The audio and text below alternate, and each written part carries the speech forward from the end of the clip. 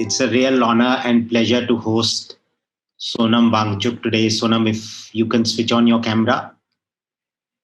Um, I first met Sonam about maybe 3 years ago now, when I had the pleasure of listening to him at the India International Center. And I can tell you, I was so inspired.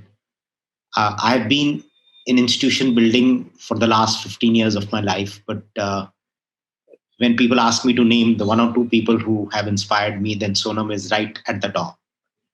Uh, an engineer, an innovator, a social reformer, a visionary. The words, I can go on and on, but Sonam, uh, leads a movement, SECMOL, for transformation of education in Ladakh, um, where I'm told that you are accepted if you fail, not if you have good grades. He's built the ice stupa for transforming the Ladakh region. And then he's now continuing his reforms in education to build a university. Sonam, real pleasure to see you. Welcome. Uh, I look forward to hearing you again, as I have many times before.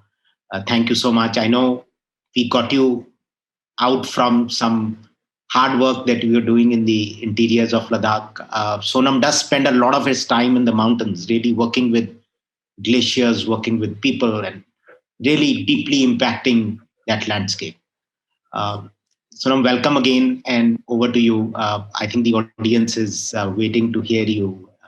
And then after you are done speaking, Kanchi will have some questions from the audience, which we can take. Okay, thank you, Vineet. Can you hear me? Yes, we can. Yes. Okay, thank you very much. It's a pleasure again to see you, Vineet, and your new creation. I had to jiggle a few things to be here, but I'm happy that I was able to, and look forward to speaking to many young people, I'm told, teenagers upwards. So it's always a pleasure to share a bit of my life and my journey with them. And you have kept a title like Creating a World of Creators. Beautiful. That's what the aim of education should be. In our part of the Ladakh, it has been, as you just mentioned, even more interesting when you do that with the kids who are otherwise called failures, who are good for nothing, who are rejected. And if they become creators, it's a beautiful world indeed. So, because we have not so much time, so I'll start sharing a little bit of our journey with this school and how the students, while applying what they learn in schools, learn to solve problems of the people of a very difficult region otherwise. And it is in applying things that they become simpler, that they become memorable and unforgettable. Like we are often asked to not forget our lessons. I always say, but the lessons are so forgettable. If we are to just memorize, formulae, they're so forgettable. How can we not forget them? So I'll share a bit of the story of how we tried it with the so-called failures who are, of course, accused of forgetting all the times and not getting it right. So I'll take the help of some images and share a little bit of these stories from the mountains of Ladakh. Let me see if I can share my screen here. Since we are talking about a different kind of world, mountains, when you're talking of mountains, they come close to being on another planet while being Earth. So I should take the help of some images to speak more than my 1,000 words. So if you see, let's see where I come from. This is Ladakh in the top north of India. Now it is a union territory. So you should know it as one of the new UTs of India, and very different indeed from the place you come from, as you can see. It's a mountain desert across the Himalayas, so high that even the mountain clouds find it difficult to cross them. Therefore, of the Himalayas is actually a desert, because clouds can't cross them, and therefore they're at rain shadow. And it's so high up. The city where I am is 11,500 feet up in the sky. So the temperatures in winter are up -35. In summer, they can be up to +35. And if you see, it is more like a moonscape than a landscape. Yeah? People would think if they approach Ladakh that it is inhabitable. Moon, a Mars land. This image, by the way, is of Mars. It's not Earth.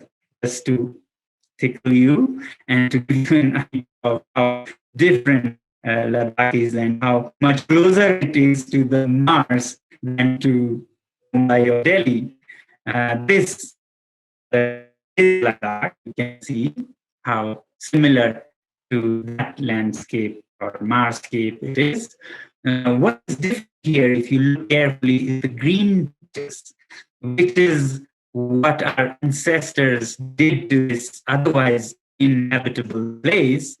They mastered the art of leading the melting glaciers to flat deserts and then growing trees and crops like wheat, fruits like apricots, apples, pears, nothing but melting glaciers, because rain we hardly have here. It's a desert.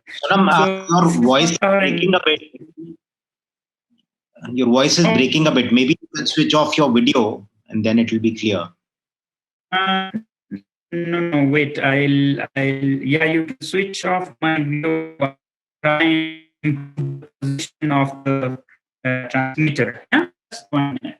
I was saying how it is very different from the rest of the country, up in the mountains, in a desert, that too very cold. Polar it is called, like the third pole after north and south. So life is very different, yet there is a colorful civilization that has thrived here with its own language, literature, music, dance, and a lifestyle in perfect harmony with nature. But because we are a tiny minority, everything becomes very difficult when we are shunted or connected with the rest of the tropical India.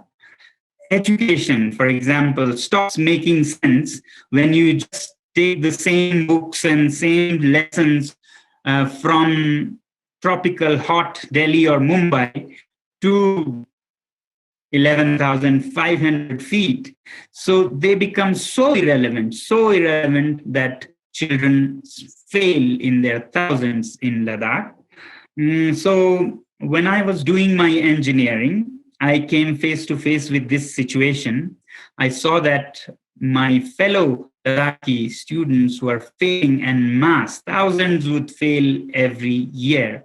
And why not fail? You know, a 6-year-old Ladakhi child who only speaks Ladakhi at home was made to read and write in Urdu, Hindi, or English, and about things that totally don't make sense. I always give this example that when you are in a -30 winter school, F for fan doesn't make any sense. Yeah, A for apple may, but F for fan for children who are trying hard to keep warm does not make sense. And the books are full of these. So they used to fail, so many of them. I came across this situation because I started teaching when I was doing my engineering. I had to support my engineering expenditure, the fee. And for that, I started teaching the students at home in Ladakh. And not at home, but I opened an coaching center as a 19-year-old. And that became a huge success because I could teach in the ways that they learned, even if schools didn't do that. The students did very well, and I earned a lot of money to cover all my engineering studies. But this brought me face to face with the problems of the education system, and it changed my life from a passion for engineering. To be precise, light and optics was my reason for doing engineering. But very soon I saw that there are more important things I need to do. Because I always say in life, it's not just about what I need, but also what needs me. So while teaching, I realized that these children who were otherwise rejected as failures were actually so bright, could understand all the theories in physics, in chemistry, maths, if taught the way they understand. So I said I would rather change the education system than play with light rays for the time being. I can always get back to my engineering. So I went back to Ladakh and started a movement to change the education system. This was an interesting movement of organizing village people to demand quality education, because in a democracy, until the people demand, leaders do not, give what needs to be changed in society. So changing people's priorities was a very important factor. So from an engineering world, I came in this social engineering kind of, or sociology related, transformation in society among people. Then I had to become an curriculum designer and a publisher. You will see on the right, we had to do away with all the textbooks that made no sense in the mountains. We redid the textbooks and published new textbooks with the government in partnership. Then we had to become teacher trainers, because the teachers were not trained enough to teach in interesting ways all the sciences and maths. So we started training thousands of teachers in all government schools all through Ladakh. So this was a movement to change the system. And yes, when you start acting, then impossible things start becoming possible. So I told you 5% only used to pass in the 10th grade exams. 95% would fail. Very soon, the results started changing from 5% consistently every year to 7, 23, 36. And slowly it came up to 75% pass. So this was the part where I sort of dedicated my early life to bring reforms in education. But yes, side by side, I was doing my engineering, not as a profession to earn money, but as a passion to solve challenges and problems, which I got to use in very interesting ways now after this phase, when what we could do with the system was done. And still there were some students failing. As you can see, 75% pass is good, but 25 is still a big number to be failing. So for these people who were still failing, we said, no one is a failure. Why should anybody, after spending 15 years in schools, be declared a failure? If we don't learn the way you teach, then teach us the way we learn, is what the children were in a way telling us. So we did an interesting experiment which led to a world of creators, as you will see, from among those who were otherwise rejected. So in 94, we went to a completely middle of nowhere desert, like you see on the screen, with a batch of so-called failures, 15 or so 10th grade failures, and 5 or 6 of us who were teachers and mentors and guides. And we camped at this desert by the Indus River that you can see. We wanted to create a school that was different from the rest, that would do more justice to these people who the schools had not done justice, who kept getting rejected. And in the next 5 or so years, we had created an interesting school, which, to begin with, was a school where admission criteria, yes, was not percentage or marks, but rather that you have failed in the system, because it was for them that we wanted to create this school. And secondly, this was also a school which would develop in nature friendly ways without harming the environment. So this school was completely run by solar power. Back in 96, it was a zero energy off grid institution when these terms were not even coined. Today, we hear of many schools claiming that we were the first and so on. But anyway, it doesn't matter. And this school was not only powered by sun for all the heating in polar winters of Ladakh and all the electricity, but it was built with natural building materials like mud or earth right under our feet. Everybody has earth, it is not unaffordable for the poor. Nobody is so poor they don't have soil under their feet. Nobody is so poor they don't have sun over their head. So solar energy and earth from under the feet created this school and created an example of what is possible. So this is a school, very interesting that it is run by the students themselves, because we wanted these students, these very special students, to learn by living their lessons, not just learning and memorizing their lessons. So they run the school themselves like a little country with a little parliament and a little government, little elections, and that's their political science or civics, panchayats, state assemblies, parliaments, all that they would live by running the school as a little country. They would take responsibilities as elected leaders. They would take, for example, the Ministry of Dairy and Forestry and take care of all the cows. Others would take care of energy and solar energy. Others would take care of gardening and local production, solar power plant, greenhouse system, and so on. But at the same time, they would apply what they learned in their lessons into the real life.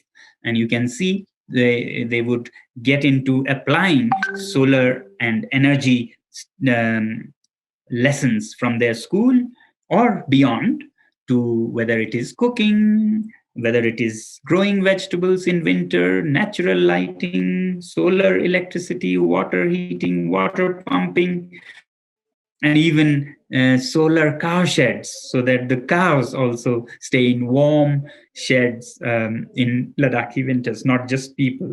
And peer teaching one another would be given high importance, because when we teach someone, we are the most benefiting side, because we don't learn something until we have taught somebody. So that's why we encourage peer teaching and applying. For example, here you can see making jam, or running a television channel or a radio station for this little country. The students do it all, and they learn through experience. Now, some of them then go on to create their own companies that would take on the lessons to entrepreneurship. So those who were learning to make jam would start jam companies or pulp companies that would actually supply to companies around the country.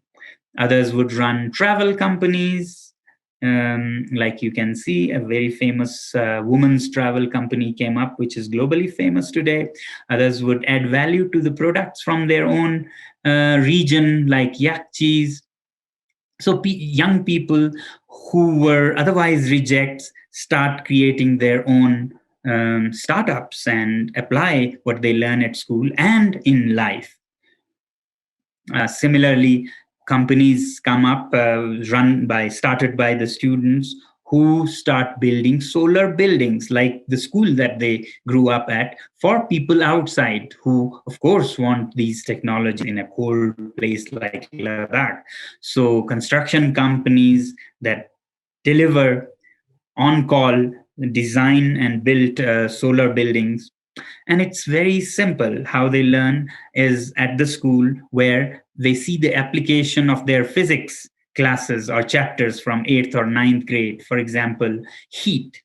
You can see this building. It has a greenhouse coverage here, plastic greenhouse, transparent. In the winter, it comes down. And you can see down here how in the greenhouse, due to the sun's rays, the air gets heated, and hot air, as you would have studied, is lighter, therefore rises, enters the windows upstairs, into the house. It heats the walls and becomes cool itself, and therefore heavy sinks down, is pushed into the greenhouse, again is heated by the sun, and the cycle moves all through the day, and it's called convection cycle, straight from the chapter on heat in your ninth grade. So convection is not just something to memorize, it becomes something that makes your world more comfortable by heating your building. Same with conduction from the south surface of the walls, which the sun hits, and then particle by particle, the heat comes into the room. And at night, when windows are closed, the walls that are heated by convection of air and conduction of heat through them now start radiating inwards and keeps people warm. So conduction, convection, radiation actually becomes a living experience. And you can see above that the walls of the building are built by ancient, time-tested, old traditional ways. We don't have to throw away old and ancient wisdom when we adopt something new like science of thermodynamics or heat science. So it's a beautiful blend of traditional wisdom and modern science that gives you buildings that stay at plus 18 when it is minus 18 outside. So these students become value creators who make value from thin air.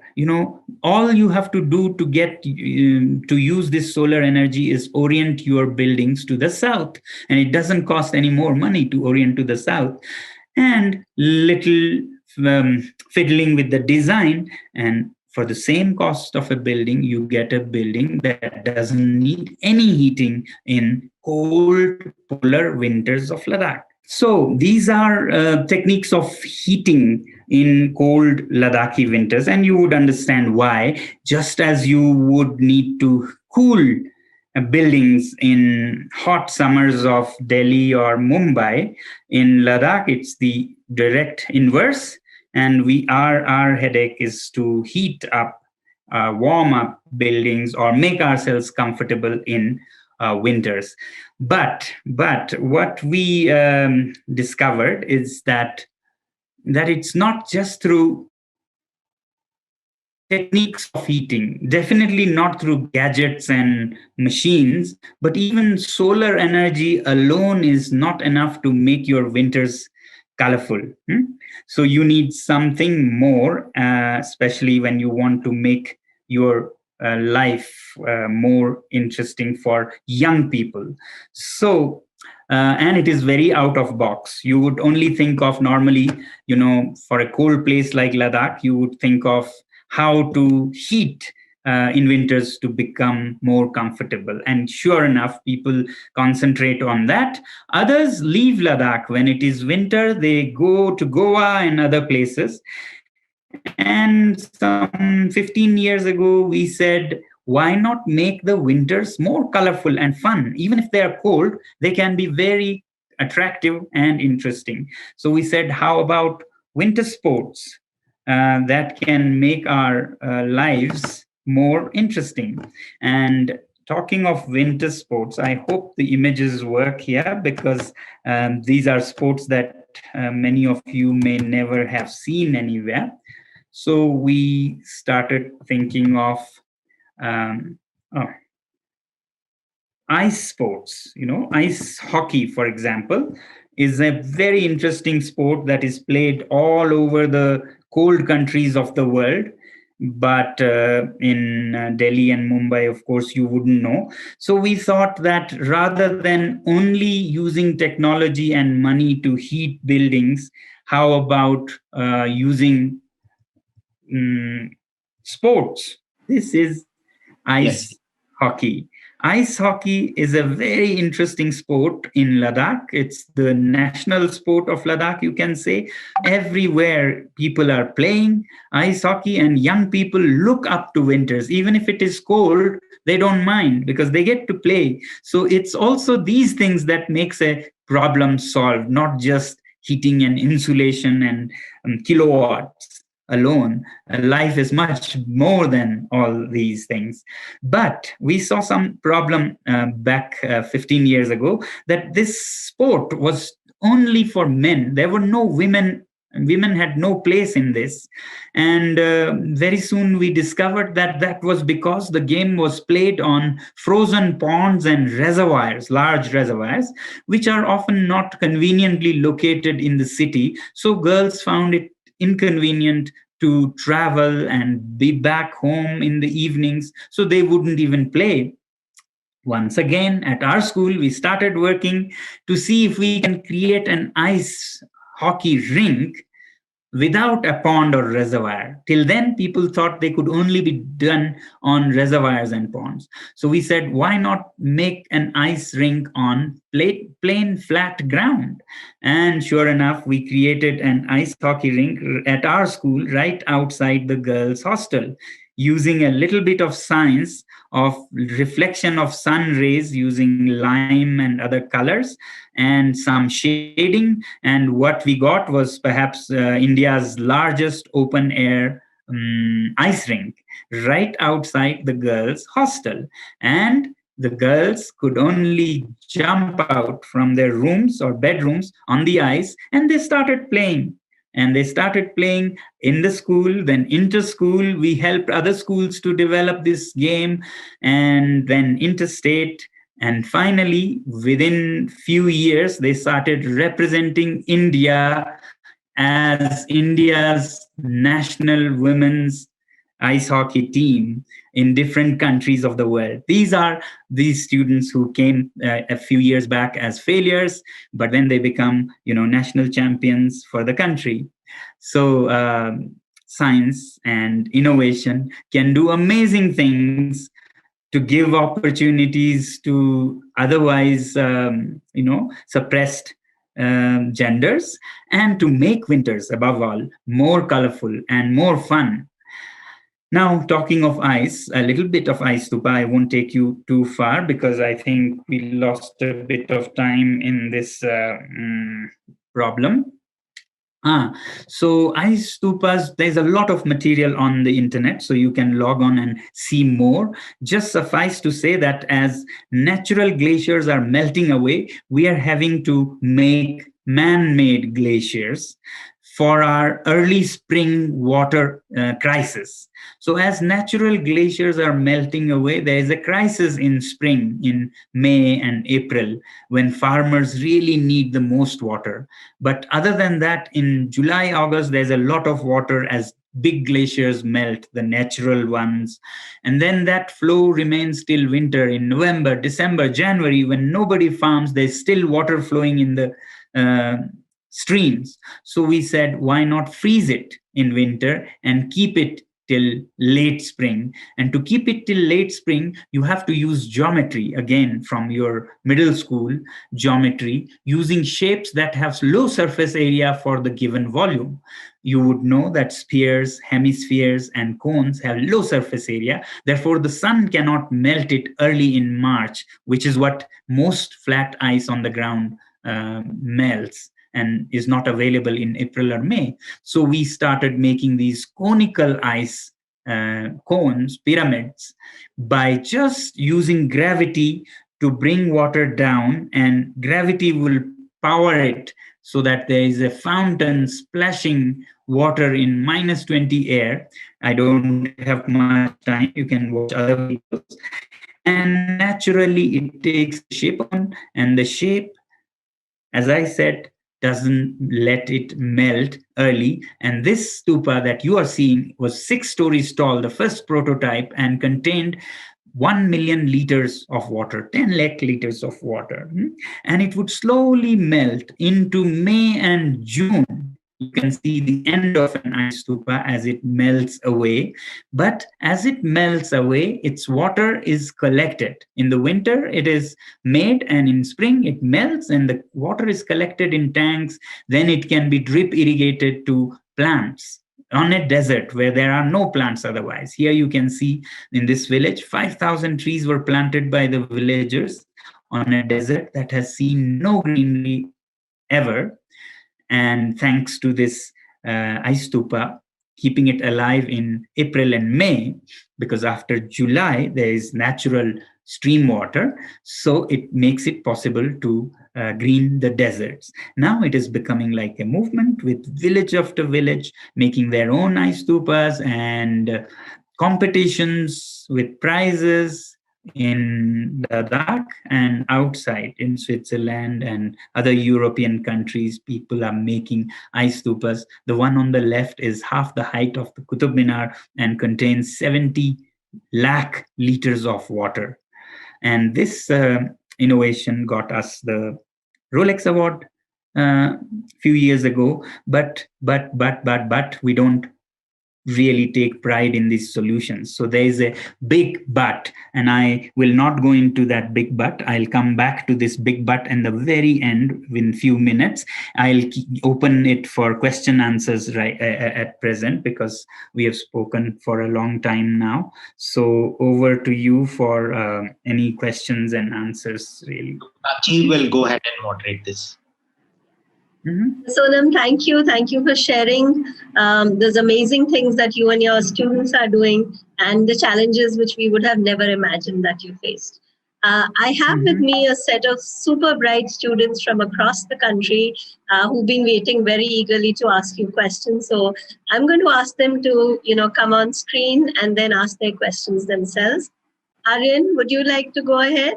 Aryan describes himself as a science explorer.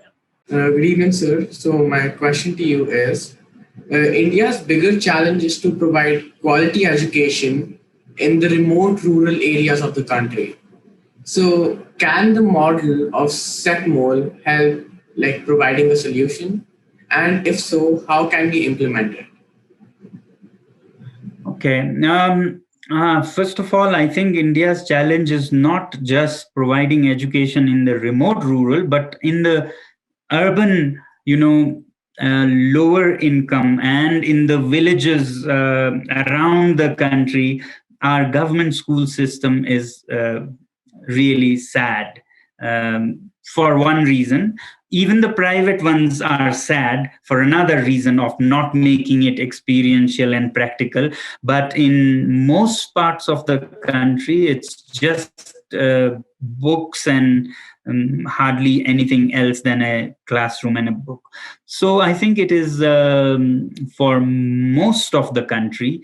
And actually, don't think that remote rural ones are in sad state. Delhi is fine. I think New York is also equally facing challenges in making education any meaningful. So it should be for all places, from London to New York to New Delhi to Ladakh, that we have to make education more meaningful, more applied, more real life. Yeah, I always give this funny example. Our current system is such, whether in New York or in New Delhi or in remote Ladakh, where if you want to teach some students to make tea, you would just be made to memorize: first boil the water, then put the tea leaves, then put the sugar, and then milk, and your tea is ready. This is what you will memorize 50 times and then write in the exams and get 10 out of 10. But you cannot make a cup of tea. When the time comes to make a cup of tea, you don't know what is sugar, what is salt, where's the tea leaves. Yeah. And the student who can make a fine cup of tea may get 0 out of 10 in the current system, whether in New York or New Delhi, if they cannot write on paper how to make tea. So our education is paper knowledge, paper exams, paper degrees, which are not useful in life. So don't think it is only remote regions. Actually, I think remote regions are lucky. They still make their own tea. At home, they learn to make the tea, so they don't have to care about what the textbook says. It is you in the cities who are at the worst end of the thing, where you really have no real life in your flats and in your city, urban colonies. And then the schools have no life. So you don't get life anywhere, either at school or at home. The remote children actually get a very rich life on their farms, in the mountains. So we need to change everywhere. And because why I'm saying is, if we think that it's all right in New Delhi, then we may not want to change it just for the remote children. I want to say that for every child, from that of the ministers to those of the farmers, need a change in education. Thank you, sir. Okay. Next up, we have Ekam Jyot. Ekam is from Chandigarh, and she would like to ask a question. Yes, sir. So my question for you would be that what is that one sole thing that you would like to change or create in the world? And also, who was your biggest inspiration to actually embark upon this journey that you've undertaken to revolutionize education in itself? There's no such one sole thing, but yes, I think education is the key to so many things. And not only so we can make better computers and better robots and better aeroplanes, but also to understand the futility of all these. Your aeroplanes will be of no good, your computers will be of no use, the robots will be of no use if we continue to make a mess of the planet as we are doing. Then the entire human race, along with so many other species, will completely go extinct. So to understand, not just master these technologies, but to understand the wisdom of how to use them and how not to use them, even more important, how not to use them comes from a very sound education system based on wisdom, not just of knowing and doing. You can produce green horses and blue sheep. That's not something so miraculous. What is more important is to see that it's not important to create blue sheep and goats. It's more important to solve people's problems and use science for good impact for everyone, where half the wildlife is not wiped out. I don't know if you know, on the current trend of using science and technology only for human comfort, without any consideration for anything else, we have wiped out half the wildlife from the planet in just 50 years. So even to understand not to do that, you need good education. So that's what I would say. I don't have a single inspiration. I try to not have one, pin all my hopes or put all my eggs in one basket. It's risky, it's dangerous to do that. I draw inspiration from so many people, otherwise not famous or known or so, but for their qualities. Yeah, thank you. Thank you so much, sir. Thank you. Karthik from Bangalore, he's a spirited programmer. Karthik, please, you can go ahead and ask your question. Good evening, sir. I was just wondering if it's feasible to implement what you've done to higher level education, maybe colleges and universities, and how can we create IIT level universities or institutions in India which have more holistic approach to the curriculum and admissions, and not just top 1% in JEE or something like that. Yeah, so I hope it's relevant, but we are actually doing exactly that right now, and I hope that the effort on the part of Plaksha is to do something similar. There is a need to make higher education also experiential.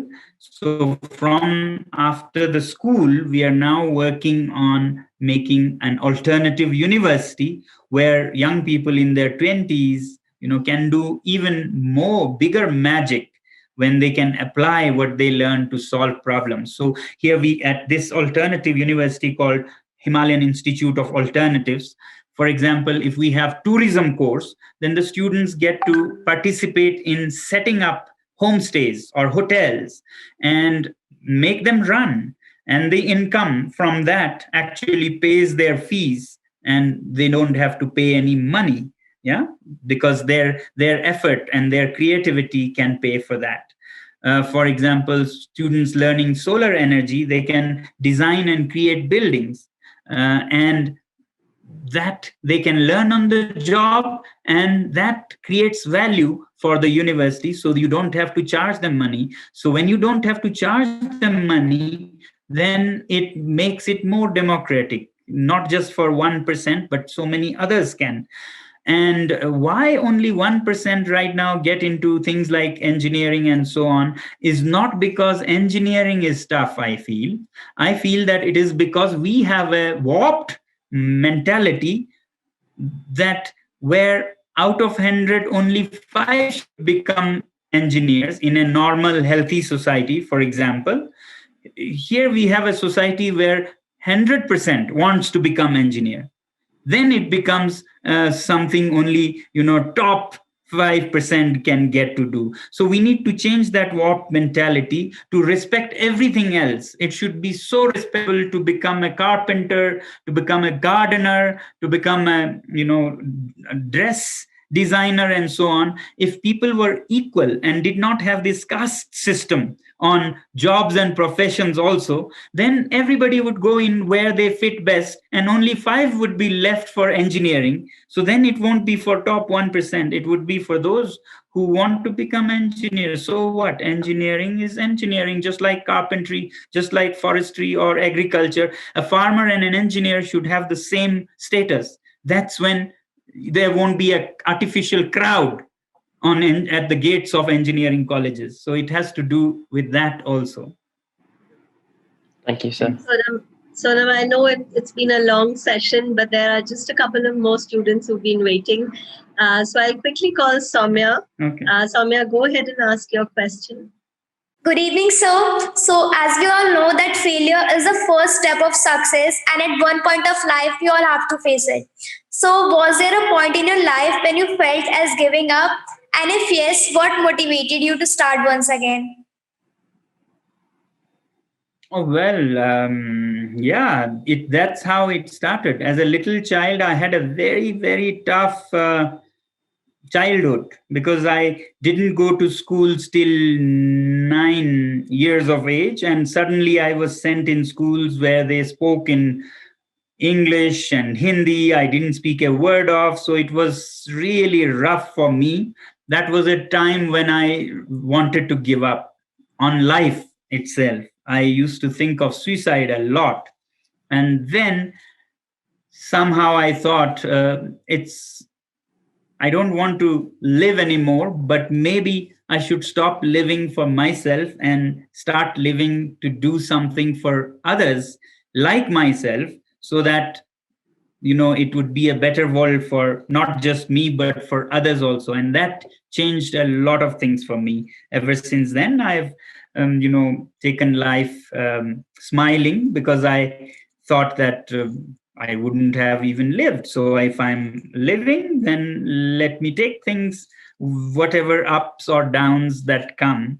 So yes, it started with a difficult time. But after that, I took challenges and difficult times as a part of the game. You start expecting them from the beginning. You don't expect just roses. You expect thorns with roses. Then you are not surprised when they come. So then it is not as painful. Not after my childhood, I had other times when I felt like giving up. Thank you, sir. Thank you, Soumya. Okay. Up next, we have Mudit. Welcome. Mudit, go ahead, please. Good evening, sir. We all have our Eureka moments, some big, some small. What was your Eureka moment? Was it only one? Do you have many of these Eureka moments throughout your journey? Every morning at 4 or 5 a.m. I have Eureka moments that doesn't let me sleep. So it's very, very frequent. And And if I get up in the night, it's a very hard thing for me to go to bed again, because I'm full of these long awaited answers. So yeah, there's no such big one time thing, but big and small ideas keep coming, and of them some take real life and shape and become solutions. Some turn out to be laughable things the next day. so yeah. Thank you, Sonam. Thank you so much. And you wanted to finish the session with something. Please go ahead. Yes. I was saying to my young friends that we did these artificial glaciers and things. You would think they are great, but I have my but to that. Can you see my screen? It's starting. Yes, yeah. We can now. Yeah. So what we started thinking was that we may make many such inventions, but they are nothing big. We cannot solve the water crisis of the farmers for long by just making these cones of ice. As long as people in the big cities, like yourselves in Delhi, Mumbai, New York, London, as long as people around the world keep living a lifestyle that is so consumeristic, so much material, you want to have 10 pairs of shoes, 3 houses, 5 cars. That life is what causes our glaciers to melt. So our ice stupas cannot really solve our problems. So along with finding local solutions, we started thinking that there should be a global responsibility as well. And for that reason, last year at Gandhi Jayanti, we started. Hello, can you hear me? Yeah, we can, Sonam. Okay, so we started a movement called the I Live Simply movement. And of course, Gandhi ji was the one who said, live simply so that others may simply live. So we started a movement of pledges. And for young people to participate, we made it into a fun thing by starting a crowdfunding campaign. Now, in crowdfunding, you know that people pay 500, 5,000 rupees for a cause. This is an interesting campaign of crowdfunding where you do not pay money, because the planet does not need money. It needs behavior change of people living in big cities who, because of their polluting lifestyle, cause greenhouse gases, global warming, and then we have melting glaciers, sea level rise, and so on. So we started an interesting game called I Live Simply on ilivesimply.org, and I would like you to visit there. And that's where you can contribute for the planet thousands of dollars without, even if you don't have a rupee in your pocket. You pledge, and your pledge is equivalent to lots of rupees. For example, if you say, I will plant trees. Now, planting a tree is like $100 for the environment. So by just planting trees, you're contributing $100. If you say, I'll not take the car to my school or college, I'll take a bicycle all year round, that will be like $1,000. I'll go vegetarian. Compared to meat, vegetarian dishes are so eco-friendly. So that would be like $3,000. You say, I will not buy cheap Chinese products that break down and then they make a landfill or go and kill fishes in the ocean. I'll buy only local products. That's like $1,000 of contribution. So it's a crowdfunding campaign where you can pay without money, but by changing your lifestyle. Now, this is what is also the Dakshina that I expect from you all to pay. Normally, my talks cost roughly 10 lakh rupees for a talk, but this is a very special one for Plaksha, especially for my friend Vineet and all of you. So you can do the Dakshina in pledges for the planet. And by New Year this year, we can make a global movement from India that can change the world. So this can be an Indian movement that makes the people around the world behave in such a way that they don't kill half the wildlife, half the forests, and make the planet unlivable, starting with us in the mountains and those at the sea levels. So this is what I wanted to tell you, that we are not proud of our little solutions like solar buildings and ice stupas. We'll be more proud when you all make our cities more behaved and less of a problem for the planet. Thank you. Thank you very much. Thank you.